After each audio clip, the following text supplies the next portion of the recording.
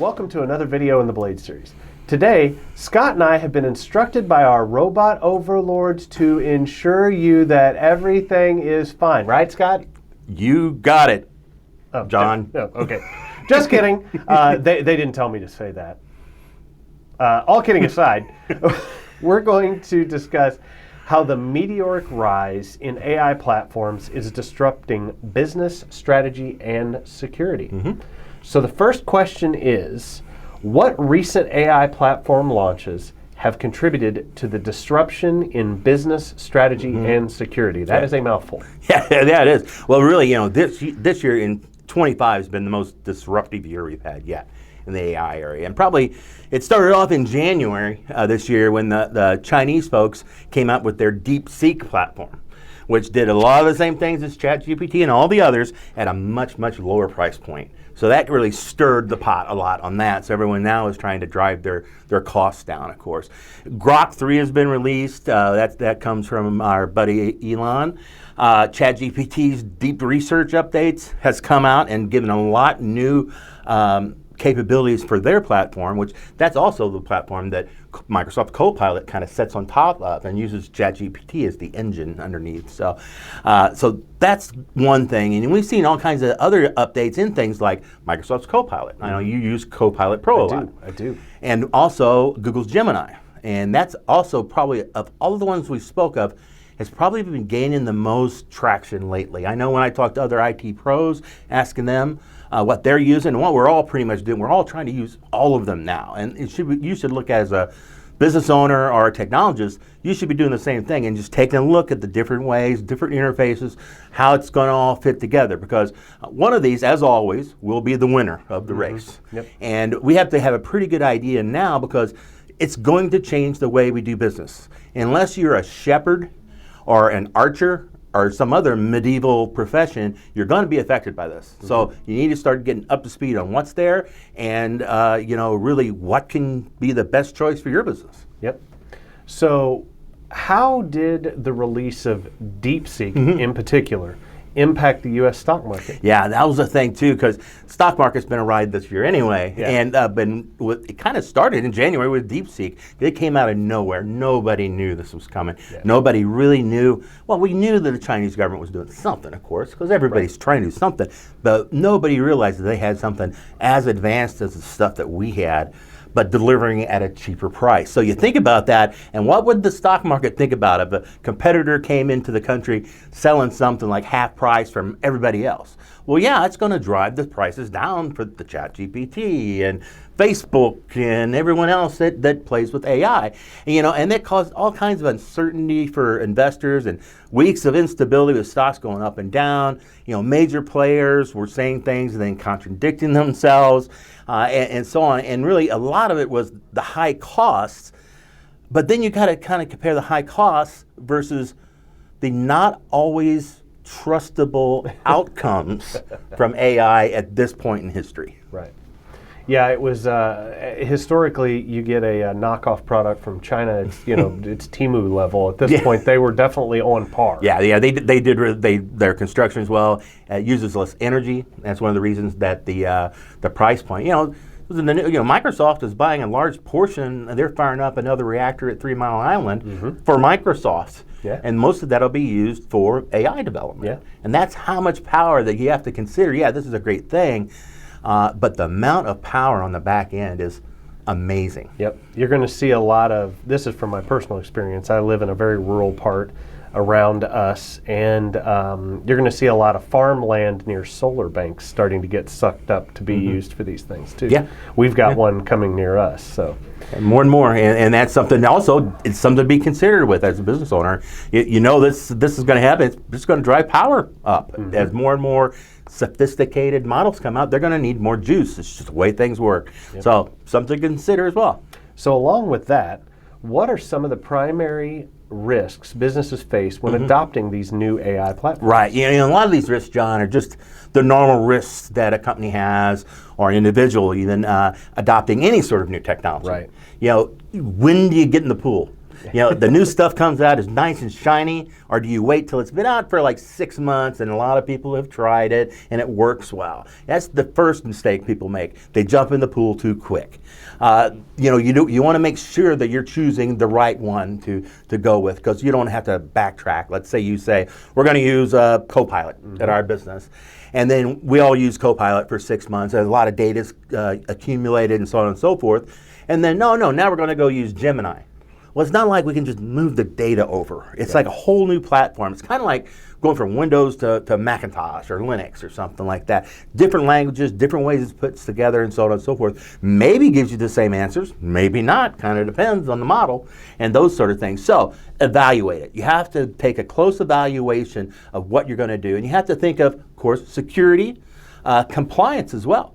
For example, in compliance, if you're a law firm, the American Bar Association came out with a article, I believe it's publication 512, that describes the responsibilities of law firms using AI to create any sort of fileable documents. And so ABA's got some rules out there. So in theory now, you shouldn't have an attorney that just does all their filings just using AI, right?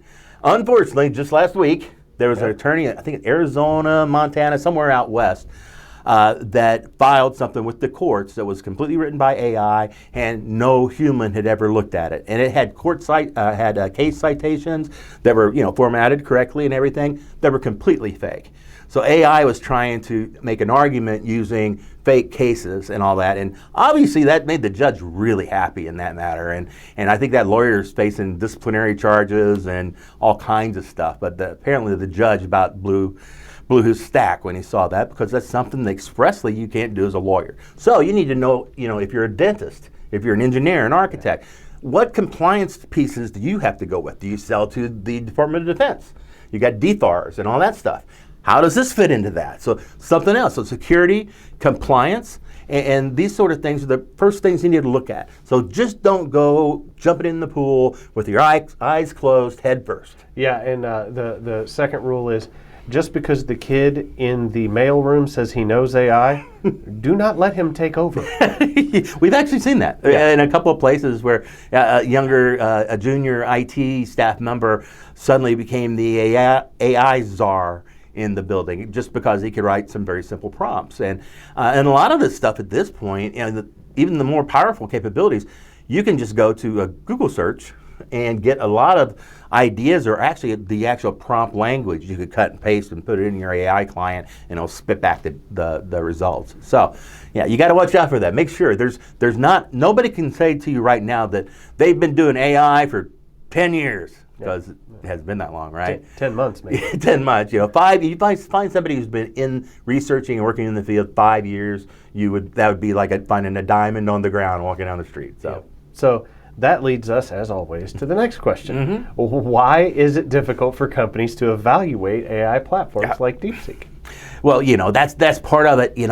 Let's say DeepSeek's a good example. Let's say we see it, we like it. Hey, it does what we want, the price is right, and so on. So we're going to implement it. All right, we get it in, we get started, and it's going to be hard for people to get going with things. You got to come up with your own frameworks and different policies for compliance and all that. But then let's say DeepSeek 4 comes out, and it's like a lot better than the one you have, but it's not a direct upgrade. You can't just say upgrade it to the new version. So then that's where it can be difficult for companies. Again, you're jumping in the pool at a certain point, but you have to be very strategic about where you're going to go, what platform you're going to use, because once you've made those decisions and you start moving forward, going backwards is going to cost you twice as much as it did to make you go forward. That it's giving me very Access 97 vibes. I built my entire business on Access 97, and we can never move. Yeah, exactly. We've had those too. Yeah, we couldn't move because I think one version of Access at one point changed the file format, and that's where everything was stopped. Access. Yeah, everything was 97 from then on. So what? All right. So we've made the jump. What specific security challenges are associated with the adoption of AI at a rapid pace? Well, a lot of things. Adopting any technology this significant at a rapid pace is a bad idea. You have to have, test groups, beta groups, test it in your environment, these sort of things before you really go with it. So it's a lot of the usual suspects, right? It's inconsistent security standards. And that's always a problem. If do you allow your staff, for example, to use AI to write memos to clients? If you're selling, like lumber, it's probably be okay. If you're a lawyer, no, you can't do that. These sort of things. And I'm sure that when the HIPAA updates come through a little bit later this year, that there's going to be something in there about this too. So anyone that handles medical records and those sort of things. You also have to worry about, how's the data is going to be handled, because this data isn't just pulled out of the sky. Not really. It's pulled off of your network, maybe comes out of the sky a little bit, but it's going to be, and the question is, that data, how do you protect that data as it's moving into these platforms and moving out of these platforms? And for example, if you're in the DoD stuff, that's something you have to have well documented and say, here's our data flow. So sometimes that's difficult too. You can have data leakage, right? You could not set that up correctly and have a back door that people can come in and they could grab your proprietary information and all that stuff. And then also then you got a breach. So then that's a reportable incident if you're again a HIPAA. If you fall under HIPAA or any of the NIST or DoD standards, that's something you have to report. And what they mean by that is you got to send every one of your customers a letter saying you screwed up. So that's something we would all really like to avoid. Yeah, no kidding. So how should businesses approach third-party risk when selecting an AI vendor? That's a really good question. I always like talking about risk because don't talk about it enough. It should be the first thing we talk about every morning is risk. And where are the risks and how can we mitigate them to a certain extent? Now, organizations, when you're working with AI vendors, they're high-risk third parties. So you have to really do your due diligence and see exactly what kind of training do these people have, what certifications. Do they comply with regulations, or do they have a security framework they've adopted? Like here at Blade, we have a couple different security frameworks that we use to keep ourselves honest, right? Is that what they do? Have they had breaches in the past? Where are the principles from? So, you really want to do a high level of due diligence. And then, it's been my experience, it's always good to meet people face to face, either via Teams meeting, Zoom meeting, in person, whatever works, to kind of get a feel for those people and see if they understand, maybe not just the AI part, but, your business and where you're coming from. Because this is not going to be like Microsoft Word, that if you're a dentist or a doctor or a lawyer, you get the same version. It's going to be more industry specific, and as we go through time, all these AI parts today, are kind of close to each other. They kind of got the same kernel, the same parts inside. But as we go through time, that's all going to deviate. And these AI chatbots and LLMs and so on and so forth are going to get much different than each other. And maybe this one over here will have certain features that this one here doesn't, or vice versa. So these are the types of, one of the reasons you really want to find out, what is this potential vendor? What's the next 5 years look like for you guys? Where are you going with this product? So on and so forth. And smart businessmen can smell when people are lying. So by getting these people in front of yourself, you might be able to make a good decision as opposed to a bad decision. This is not a cheap project, right? By no means to do a full rollout within an entire organization.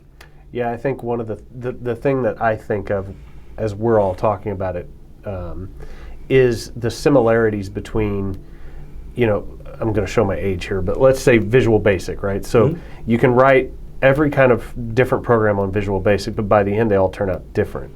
It's also never a cheap enterprise. So I would treat it very similar to that as, you're doing something very custom a lot of times, and that custom program needs to be thought through extreme diligence. I think you're spot on, and I think that's a really good way to look at it. If you're going to hire a application development firm to write your own application, that's a huge investment in time and money. You should take that same sort of due diligence you would do towards that type of vendor to the AI vendors as well. Yeah. So, what steps should companies take before choosing an AI platform? Yep. Yeah. Once again, the first thing I'm going to say is security. Document what you have today. You don't want to deploy and change your network so significantly by introducing AI into it without having a relatively clean slate to go on to. Because if you've got problems on your network right now with security, AI is not going to help. It's just going to expose even more data to the outside world. So that's one thing you ought to make sure that your architecture is safe, that could support. Do you have enough power to run these different clients you're going to be running? These sort of things. Who owns this data? How are you going to train your staff on how to write queries and so on and so forth to be able to be more efficient? Because if you know what you're doing with this, I know John and I, we both use it a lot, but to do letters, outlines, presentation outlines, all that kind of stuff to basically get it started, down the road. And then, that's probably really puts 70% of the words on the paper. And we may change some. We're definitely going to add some and that kind of thing. So, that's the kind of skill set you want to empower your employees with, where they don't have to do that dirty work. That looking up in a glossary another word for apple or something like that, right? And this way they can push all that kind of lower grade intelligence type thinking to the AI. And the AI in seconds come up with something that might take you an hour doing it. So that saves time, and time is money. Yep. So why is AI governance important in the current business environment? Yeah, well, that's great because AI is one of the tools it's so powerful today. It's only getting more and more powerful. And that's why you got to have, just like you have an IT governance plan, right? Everybody's got an IT governance plan. Yeah, we're looking at you, Bob. You got to have an IT governance plan. It doesn't have to be a book. It can be 2 pages. But just how do you govern this? Who's in charge of what? How does this fit together? And so on and so forth. You need to do the same sort of thing with AI. In fact, that would be part of your IT governance program would be like Appendix A, artificial intelligence. And then you talk about how you do it. Now, what am I talking about here? Okay, then you're maybe saying, okay, only managers can use the AI clients to do any type of work. Or, vice versa, that the managers can't, but the line workers can. Whatever works for your business, and you can all include that all into the governance, talk about how you're going to audit your systems and how to make sure that the AI is not having hallucinations on you and that kind of thing. That's a whole story for another day. And to make sure that the data you're looking at and reporting on is valid and something you can stand behind. And there's a more story for another day. There's also becoming a divide between, we were talking about this earlier this morning, there's a divide starting between what I'll call external AI and internal AI. So as part of that data governance, I think the companies are also going to have to look at, okay, where is it okay to use ChatGPT and Gemini for maybe data that isn't confidential? And then where does Copilot Pro come in because it's tied to my Office 365 environment and it's considered internal AI. Right. So I think that's a coming thing. No, I think you're absolutely right because it was, and during our conversation today, in fact, we basically said, well, maybe you would use Copilot for your internal stuff like your Word documents, that kind of data, and then use Gemini or ChatGPT or whatever for external searching and grabbing. Maybe that is a solution. We're so early on in this process, folks, that we really can't say this is the way to do it. We will in probably about a year, we'll be able to say this is the way to do it. But right now, we're just trying to apply the normal best practices for information technology to this new evolving landscape. Yep. So with that, how can Blade help with the businesses to navigate the evolving AI landscape? Yeah. Well, again, the first word out of my mouth, security. Yeah. That one thing we can do for folks is we can help you understand what you have today. If your systems and networks can handle AI platforms, which AI platform would work best for you. We can help you tailor some data security frameworks and definitely help with the governance strategies. That's something I do personally, a lot of governance documents and audit and that kind of stuff. And and try to make sure that we help you keep pace with the technological change, because this is what we do for a living. I get up at 5 in the morning and I read probably 90 minutes of tech blogs every morning, just to go through and find out where we're at and what's going on. It's part of my job. So, that's something else that we offer our customers whenever we have, something significant, like Windows 11, well, back the retirement of Windows 10, actually, we made sure all of our clients knew about it, as soon as it was announced, so they could start making plans. But that's some of the ways that Blade Technologies can help you navigate this. Yeah, it's one of those things where as we're learning things and we're getting certified on stuff, it goes back to all the technologies and all the technology types.